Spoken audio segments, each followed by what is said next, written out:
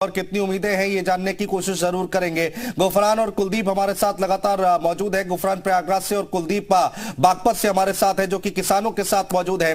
कुलदीप, एक बार लोगों से बात कीजिए, किसानों से बात कीजिए। इस बार जो पहले जो बजट पेश किया गया था, कहा गया था कि ये बजट जो है वो किसानों सेंट्रिक है, किसानों को लेकर बहुत ज्यादा उसमें बदलाव किए गए थे और सहूलियत दी गई थी। इस बार क्या वो तस्वीर दोबारा दिखाई देगी? एमएसपी को लेकर क्या सोच रहा है किसान? बिल्कुल अनुज, देखिए बागपत के एक गांव में हूँ, यहाँ पर खेतों में हूँ, किसान खेतों में काम कर रहे हैं, उनके बीच हम पहुंचे और उनसे जानेंगे कि जो बजट है उस बजट से क्या उम्मीद रखते हैं। और जो पहले सरकार जब आई थी, सरकार के जो वायदे थे, सरकार ने जो वादे किए थे, अब एमएसपी को लेकर के, चाहे गन्ने के भुगतान को लेकर के या अन्य समस्याएं, किसानों के ऋण वगैरह जो भुगतान था उसको माफी को लेकर के भी क्या थे, तो इनसे इनकी भी जाएंगे, अब जानेंगे। क्या नाम है जी आपका? अच्छा, जानना चाहेंगे। आज बजट आ रहा है, सरकार से ये अपने घर की छत पर ही फल और सब्जियां उगाते हैं। महीने का 40 से 50 हजार कमाते भी हैं। इनसे सीखना है तो फ्रीडम ऐप को अभी डाउनलोड करो। क्या उम्मीद रखते हैं? मोदी सरकार है, सरकार आई थी, सरकार ने वादे किए, क्या वादे पूरे हुए, क्या नहीं हुए? आप क्या उम्मीद रखते हैं? ये थोड़ा गन्ने का जो मूल्य है वो थोड़ा बढ़ाया जाए, और जो आवारा पशु है तो इस पर थोड़ा सा लगाम लगाए। अच्छा, तो ये है, किसान आपकी समस्याएं भी रहती होंगी क्योंकि किसान क्षेत्र है ये और आप खेती करते हैं। खाद पे जो मूल्य है उससे अधिक है, कम थोड़े रेट मुनासिब चाहिए किसान को, ज्यादा है थोड़े कम करेगा किसानों को इतना। ये अच्छा, हमारा पशुओं की भी समस्याएं बता रहे। बहुत आवारा पशु बहुत नुकसान होता है। अच्छा, विद्युत दरों को लेकर के भी काफी समस्याएं बताई। जी, मीटर जो लगे हैं इससे कम होना चाहिए, और जो मीटर जो लगे हैं ये 12 है उस पर होने नहीं चाहिए, और बिजली दर भी थोड़ी कम होनी चाहिए। तो हमारे साथ और भी किसान है, इनसे जानेंगे। ये यहाँ पर है एक रिटायर्ड फौजी है जो खेती कर रहे हैं, क्या समस्याएं हैं, क्या जानते हैं वो बजट के बारे में।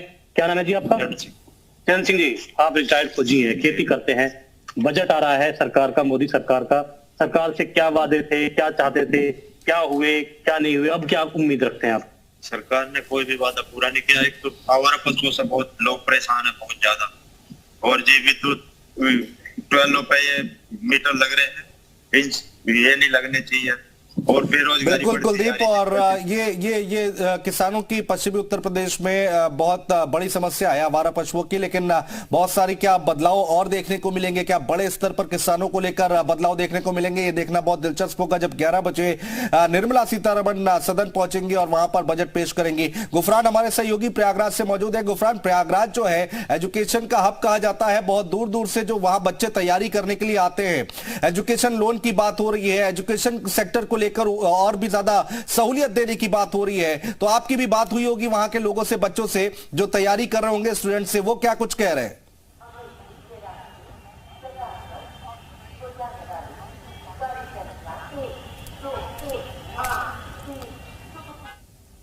आवाज नहीं आ रही है गुफरान आपकी, हम तक आप दोबारा बातचीत करने की कोशिश करेंगे। अब मयूर के पास चलते हैं, लखनऊ में, जो कि रेलवे स्टेशन के बाहर मौजूद है। मयूर, देखिए यही सवाल आपसे भी है, जो युवा है, एजुकेशन की बात इस बार बहुत हो रही है इस बार बजट में कि एजुकेशन सेक्टर को उबारा जाएगा, तो लखनऊ में किस तरह की चर्चाएं हो रही है इसको लेकर?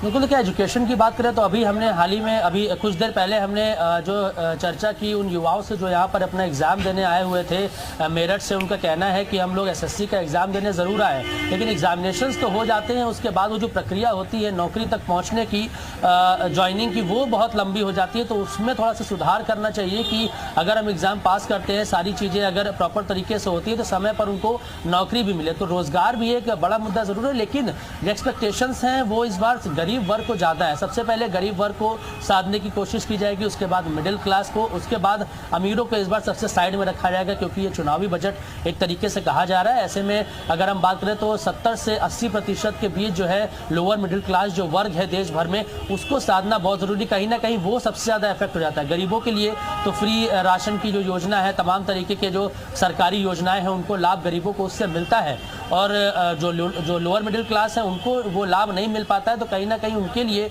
महंगाई भी एक बड़ा मुद्दा जरूर बनी रहती है। अगर हम स्टेशन पे हैं तो हमें बात कूलियों की भी कर लेनी चाहिए। हम दिखाना चाहेंगे यहाँ पर तमाम कूली जो है, ये देखिए सामान उठाकर ले जाने पर यहाँ पर मजबूर है इन लोगों के साथ, और कूली भी बगल में है जहाँ पर बैठे हुए हैं। तो इनसे एक बार हम बात करेंगे और जानेंगे कि कूली जो है उनको उनका क्या सोचना है, क्या कहना है। भाई साहब कहाँ से हैं आप कहाँ से हैं? अरे कुछ बोलेंगे, कहाँ से? लखनऊ से, बाहर से? लखनऊ। अच्छा, बजट आ रहा है इस बार, आप कूली है, आपको क्या लगता है कूलियों के लिए क्या अच्छा होना चाहिए? चलिए, आपको क्या लगता है बजट में कूली के लिए क्या अच्छा होना चाहिए? कूली के लिए तो कुछ नहीं आएगा, पक्का है। कुछ नहीं आएगा? कुछ तो उम्मीद होगी आपको? कोई उम्मीद नहीं है। अच्छा, कितना पैसा कमा लेते हैं एक दिन में? कोई कंफर्म नहीं है भैया। पैसेंजर मिल जाए तो 400-600 भी हो सकता है, नहीं तो दिन भर ऐसे जीरो, शून्य भी रहता है। शून्य भी रहता है। इस समय तो नहीं, ठंडक में जैसे लगेज बढ़ जाता है सबका, वेडिंग वगैरह हेन तेन, तो कुछ ना कुछ तो मिल ही जाता है। लेकिन चलिए, तो ये लोगों को हम सुना रहे थे। मयूर हमारे सहयोगी, देखिए ये अपने घर की छत पर ही फल और सब्जियां उगाते हैं। महीने का 40 से 50 हजार कमाते भी हैं। इनसे सीखना है तो फ्रीडम ऐप को अभी डाउनलोड करो।